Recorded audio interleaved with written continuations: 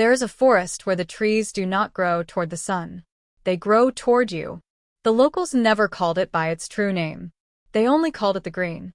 It sits just beyond the last road at the edge of Apara village, thick, ancient, breathing with a silence that feels intentional. The elders warned that the forest existed before time learned to move forward. They said it remembers voices, faces, footsteps, and especially fear. Elias Harrow was a faceless documentary sound engineer. He believed sound carried truth better than superstition. When he arrived in Apara with microphones, recorders, and cameras, the villagers pleaded with him not to enter. One old woman whispered, "It is not like to be listened to without listening back." Elias smiled politely. He assumed it was folklore. He assumed wrong. The moment he stepped inside, the wind felt deliberate, not random, guided. The deeper he walked, the more the forest felt like a design rather than a place. No birds sang. No insects buzzed. No leaves snapped under boots. Everything moved without making noise, like the forest muted the world to amplify itself later. At night, when he slept under canvas, the forest unmuted itself. At 3:13 a.m., his recorder clicked on by itself. Not a mechanical fault. A trigger. A murmur slipped through his headphones, layered, overlapping, like hundreds of voices turning pages too fast. He tore the headphones off, heart pounding. The whispers continued without them. Elias. His name, spoken in unison by the unseen. He ran, and the trees groaned as he passed, deep cracking sounds like bones shifting. He stumbled into a clearing shaped like a perfect circle. No grass. No leaves. Just exposed soil spiraling inward like an ancient symbol of consumption. In the center was a dead tree wearing wooden masks nailed to its bark. Each mask had a carved expression. Terror. Screaming. Confusion. Agony. Etched beneath them were names. Dozens. Hundreds. Forgotten by the world. Remembered by the forest. At the base of the tree, a carving glistened with wet sap. His name. Elias. The letters were fresh.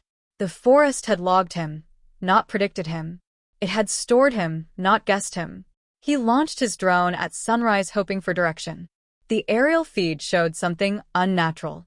The trees were arranged like spokes facing inward, branches bent like claws forming a cage around the forest's heart. Then the camera glitched and stabilized to show the canopy forming words. Stop watching. The drone dropped from the sky immediately, smashed into the silence below. The next night, the forest took something from him. Not flesh. Memories. He forgot his mother's face first. Then his age. Then the sound of his favorite song. Then the reason he ever loved sound engineering.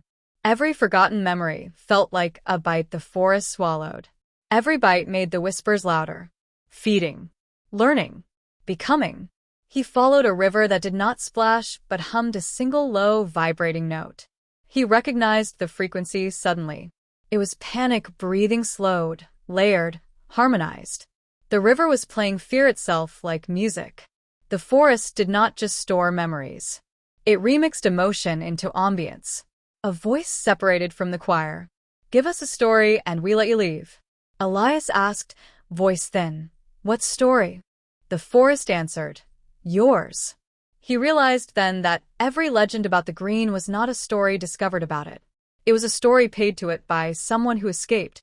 The forest collected stories the way it collected souls, and it released souls the way it released sound, only when fed a narrative equal in weight.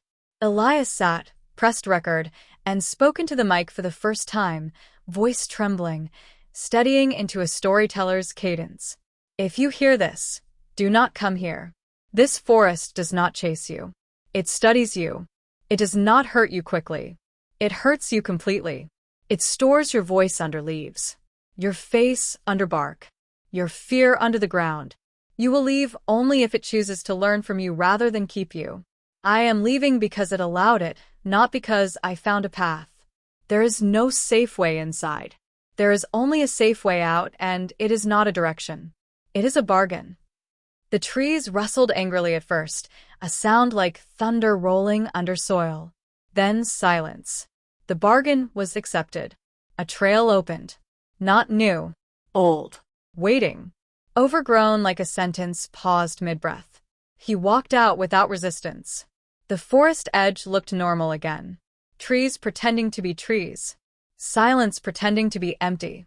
Elias made it home. He uploaded the audio. It went viral. Millions listened. And everyone who listened long enough reported the same thing. At 7 minutes 7 seconds into the recording, beneath the warning, a faint layered whisper plays, soft but intimate, like a truth spoken only once. Now we know you two, because the forest did not hate being recorded. It hated not being heard. It does not seek silence. It seeks listeners. And once heard, it does not just live in the land. It lives in cognition. It lives in pattern. It lives in the part of the brain that keeps questions warm even when logic dies. And if you ever watch a fact video about an evil forest and your spine prickles at the silence between sentences, remember this. Some places do not wait for visitors. They wait for an audience.